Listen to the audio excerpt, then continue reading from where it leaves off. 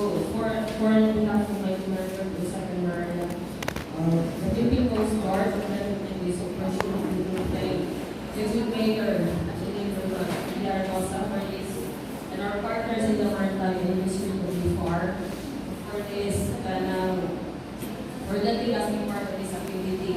Okay. Pagpura ko nag-report din ngayon yan, natin tayo ng training. Tapos, sa ako personally, kaghan dyan ko na-learn at yung physiolog ay hindi tayo sa ako, nga narap sa opisina, hindi tayo expose sa mga kuwan sa gawas.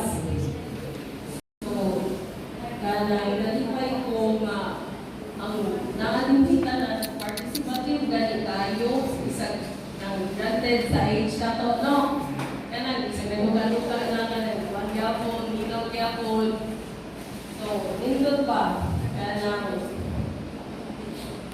so, whether you like it or not, kanang this is a shared responsibility na to, kanan.